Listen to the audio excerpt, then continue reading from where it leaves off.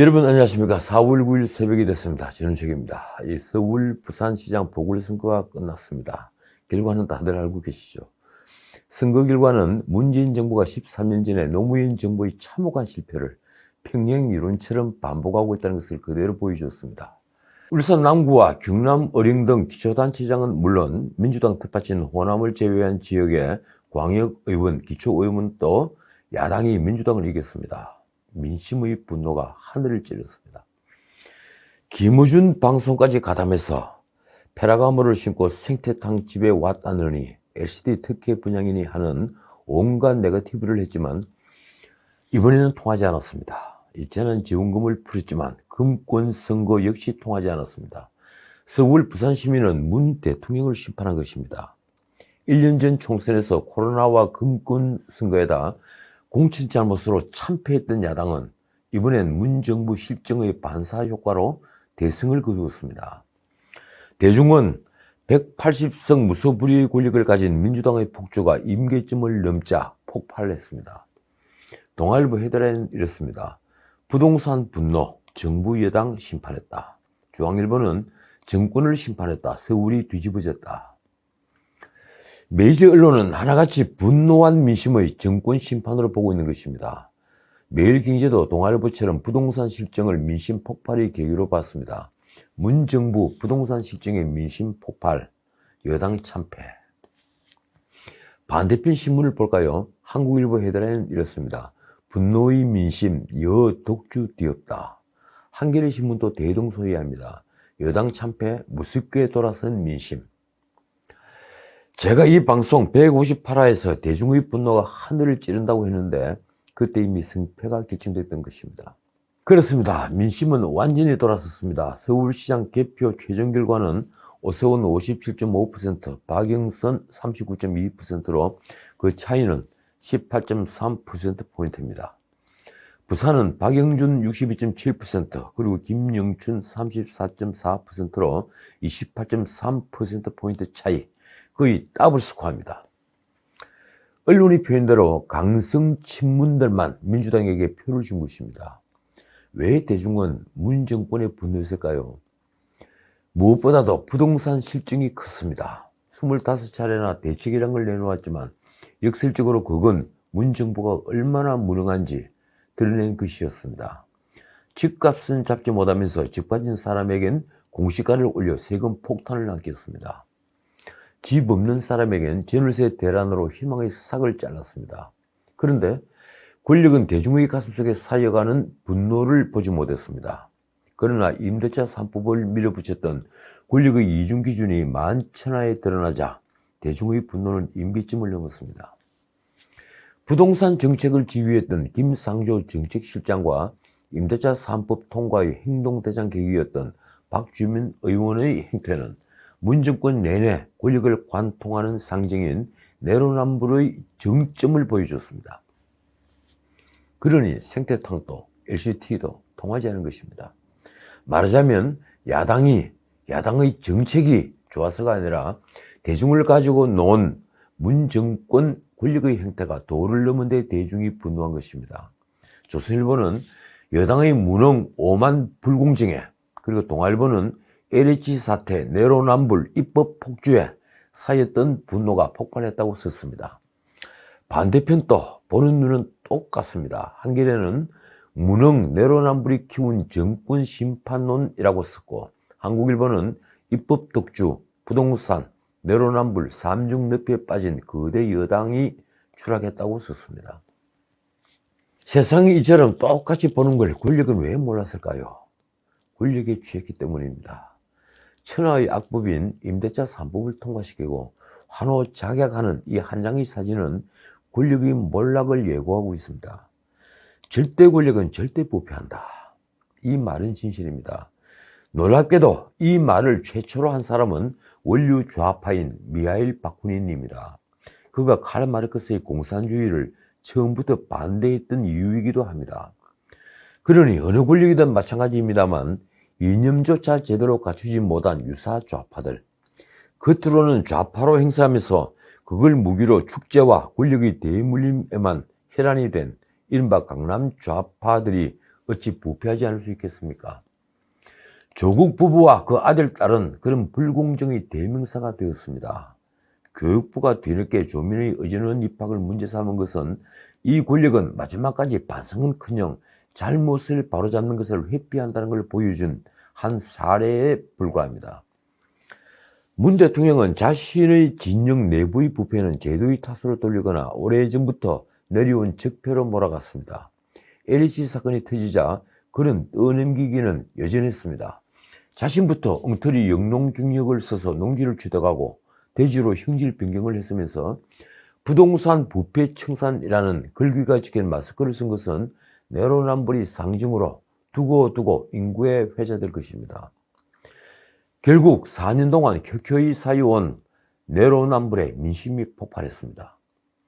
과연 권력은 임대차 3법이 전월세 가격을 폭등시키는 걸 넘어 전월세 대란을 부른다는 걸 정말 몰랐을까요?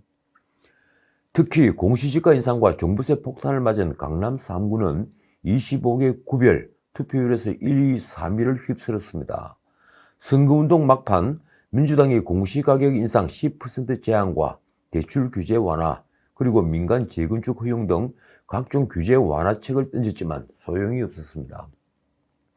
부동산 악법을 몰아붙였던 이낙연과 김태년이 잘못했다, 세밀하지 못했다며 사과를 했지만 대중은 외면했습니다. 민주당은 정확히 2년 전 총선에서 망외의 압승을 했습니다. 코로나라는 국가적 위기는 소득주도 성장, 그러니까 소주성으로 경제를 폭망시킨 문 정부를 구출했습니다. 문 대통령은 K 방역을 내세우며 돌봄 수당과 재난지원금을 뿌리는 금권 선거로 위기를 기회로 만들었습니다. 거기에다 못난 야당의 사천 파동으로 여당은 초유의 승리를 거머쥐었습니다. 국회 선진화법도 통하지 않는 180석을 안겨준 것입니다. 어제 조선일보 김창균 논설 주간 칼럼은 당시 여당의 압승을 두고 문 정권 입장에서 인생 역전 수준의 로또 당첨이었다. 대선까지 남은 2년 동안 당진하기 힘들 만큼 엄청난 횡재였다고 표현했습니다. 그 승리가 독이 된 것입니다. 독순과 오만이 시작된 것이죠. 21대 국회를 단독 개원했고 관료도 무시하고 상임위원장을 독식했습니다. 그리고 입법 폭주가 시작됐습니다. 시행도 않은 공수처법을 다시 바꾸고 임대차 3법과 경제규제 3법, 노동 3법, 중대재해법, 그리고 대북전단금지법 등을 밀어붙였습니다. 20대 국회에서도 무기력했던 야당은 이제 들러리 역할밖에 하지 못하는 신세를 전하겠습니다. 그러자 민심이 들끓기 시작한 것입니다. 조국 사태와 이 추미애 사태를 겪으면서 권력의 내로남불, 실체를 알았던 민심이 부동산 실정에서 마침내 폭발을 한 이유입니다. 결국 샤이 진보는 없었습니다.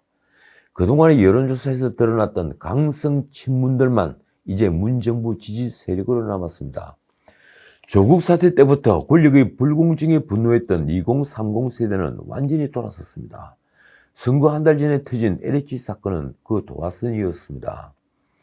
사상 최고인 청년 실업은 희망을 빼앗았는데 임대차 3법은 집값 폭등으로 좌절감만 안겼습니다. 그 임대차 3법을 주도한 김상조, 박주민이 그 법을 통과시키기 전에 임대료를 대폭 올린 게 드러나면서 2030 세대의 이반은 가속화됐습니다. 이 판에 김우준 방송이 생태탕집 아들을 내세워 백바지에 페라가모를 신었다는 증언을 내보낸 것은 민주당으로서는 최대 실책이었습니다. 모든 정책은 사라지고 선거전은 생태탕과 페라가모만 보였으니 말입니다. 그 결과 방송 3사 출구조사는 20대 남성의 72.5%가 오세훈에게 투표한 것으로 나타났습니다. 이 수치는 60대 이상 남성의 70.2%보다 더 높은 수치입니다. 놀라운 결과죠. 박영선에 투표한 20대 남성은 고작 22.2%에 불과했습니다. 한겨레 신문은 오세훈이 아니라 누가 나서서도 그런 득표를 했을 거라고 썼습니다. 결국 반문 결집을 부르는 권력에 중독된 독리들이 야당 승리의 1등 공신인 셈입니다. 거슬러 올라가면 조국 추미애부터 이낙연, 김태년 같은 당 지도부는 말할 것도 없이 중수처법으로 검찰 수사권을 완전히 빼앗겠다던 황운하, 김남국 같은 초선 의원들, 그리고 박원순을 다시 소환한 임종석 전 비서실장, 구원투수로 등장한 상황 이해찬, 피해 호소인 3인방으로 불린 고민정, 거기에다 임대차법 내로남불이 들통난 김상조, 박주민까지 권력에 오만이 독을 뿌린 이들은 셀 수 없을 정도입니다. 이제 문정부 레임덕은 엄청난 가속도가 붙을 것입니다. 이 대선 11개월을 앞두고 이번 선거에서 대패하면서 임기 말 권력 누수는 피할 수 없게 되었습니다.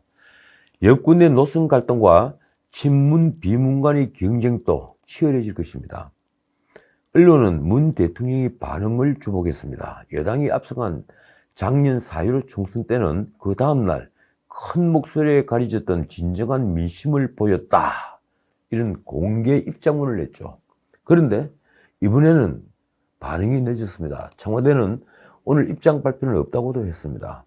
그렇게 침묵하던 문 대통령은 강민석 대변인을 통해 더욱 낮은 자세로, 더욱 무거운 책임감으로 국정에 임하겠다며 국민의 질책을 엄중히 받아들인다고 말했습니다. 그 뒤에 덧붙인 말이 이렇습니다. 코로나19 극복, 경제 회복, 민생 안정, 부동산 부패 청산 등 국민이 절실한 요구를 실현하는 데 매진하겠다. 그러니까 메뉴는 단 하나도 바뀌지 않았습니다. 당장 아스트라제네카는 혈전 때문에 접종이 중단됐고 노바백스, 얀센, 모더나는 언제 물량이 들어올지 기약이 없습니다. 코로나 극복은 결국 국민들이 거리두기를 하면서 극복해야 하는가요? 그런데 화이자가 2달 전에 백신을 더 사면 더 많은 물량을 조기에 공급하겠다는 제안을 했는데 정부가 거절했다는 뉴스가 떴습니다. 어떻든 언론은 이제 청와대가 국정 방향을 전환할 것인가를 주목하고 있습니다. 정권 재창출에 적신호가 켜졌으니 문 대통령으로서는 매사가 조심스러울 수밖에 없습니다.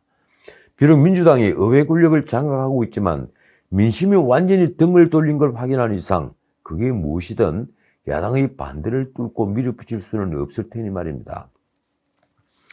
이럴 때 이 권력은 인적 쇄신 카드를 씁니다. 그런데 작년 연말 청와대 비서실 개편을 한 지 넉 달도 채 지나지 않았습니다. 문제는 정세균 총리가 대선 주자로 나가기 위해 사의를 표명했으니 총리를 포함한 개각도 맞물려 있다는 것입니다. 결국 이번 인사는 이른바 순장조에 들어갈 사람을 뽑는 것입니다. 대통령이 인기가 있다면 또 모르겠는데 인기가 추락하는 대통령에게 순장으로 충성을 보일 정치인이나 관료들은 그리 많지 않습니다. 말하자면 인사쇄신으로 민심을 잡고 싶어도 인물난에 허덕인다는 것입니다. 그래도 김학의 전 차관에 대한 기획사정 논란 등 여러 문제에 휘말린 이광철 민정비서관과 울산시장 선거 개입 사건이 연루된 이진석 국정상황실장을 그대로 둘 수는 없습니다. 결국 언론이 표적이 될 테니 말입니다. 개각도 이미 정 총리와 변창흠 두 사람은 확정되었습니다. 그런데 문 정부의 마지막 얼굴 마담을 할 총리감이 있을까요? 하마평에 오른 김부겸, 박지원으로는 역부족이라는 게 세간의 평입니다. 어떻든 민주당에서도 이제 문 대통령과 거리를 두려는 의원들이 하나둘 늘어갈 것입니다. 제가 오늘 방송을 시작하면서 말씀드린 대로 노무현 정부와 평행이론이 작동한다 할까요? 2007년 침몰하는 난파선에서 가장 먼저 탈출한 쥐는 믿었던 실세였습니다. 결국은 믿는 도끼의 발등을 찍히지 모르는 도끼는 발등을 찍지 않는다는 걸 여실히 보여주었습니다. 어떻든 민주당 지도부는 보궐선거 참패 책임을 지고 전원 사퇴했습니다. 여기서도 비상대책위원회가 등장했는데 도종환 의원이 위원장이 됐습니다. 친문 핵심이죠. 김태년은 어제 오후 지도부 사퇴를 발표하면서 고개를 숙였습니다. 저희의 부족함으로 국민에게 큰 실망을 드렸다. 민주당 지도부는 전원 사퇴에 책임지겠다. 그런데 그게 무슨 소용이 있을까요? 며칠만 지나면 민주당 안에서 친문의 목소리만 다시 울릴 테니 말입니다. 한겨레 신문은 성찰과 혁신을 외친 민주당이 쇄신도 감흥도 없었다고 썼습니다. 그 지도부 전원 사퇴도 심야부터 2차례 회의에서도 없는 일로 됐던 게 의총 후에 다시 결정되었으니 말입니다. 자, 오늘은 여기까지입니다. 이 언론에 재밌는 기사가 떴습니다. 오세훈 서울시장은 내년 6월 30일까지가 임기인데 450일 동안 일할 서울시장을 뽑는 데 들어간 세금만 약 571억 원에 달한다는 기사입니다. 그러니까 임기 하루에 1억 원 이상 비용이 드는 셈입니다. 중앙선관위에 따르면 이번 서울시장 선거 관리 비용은 487억 원이 넘습니다. 게다가 15% 이상 득표한 오세훈, 박영선 두 후보에게 돌려주는 보전 비용까지 합치면 약 571억 원이 된다는 것입니다. 또 하나 뉴스는 국민의힘의 내일을 짐작하게 하는 뉴스입니다. 이 김종인 비서실장인 송은석 의원이 7일 당직자를 폭행했다는 뉴스입니다. 그는 개표 상황실에 가보니 자신의 자리가 없다, 이런 이유로 당직자의 멱살을 잡고 정강이를 걷어찼다고 합니다. 폭행을 당한 당직자는 심장이식 수술 전력이 있는 사람이라고 합니다. 국민의힘 당직자들은 송 의원의 탈당을 요구했습니다. 제 의견은 송은석은 국회의원에서 물러나야 한다는 것입니다. 자신보다 약자에게 폭력을 행사하는 자는 의정단상에 설 자격이 없습니다. 업참마속, 이럴 때 필요한 사자성어입니다. 제갈량은 맞속을 참해서 군령의 엄중함을 알렸습니다. 지금까지 전우책이었습니다.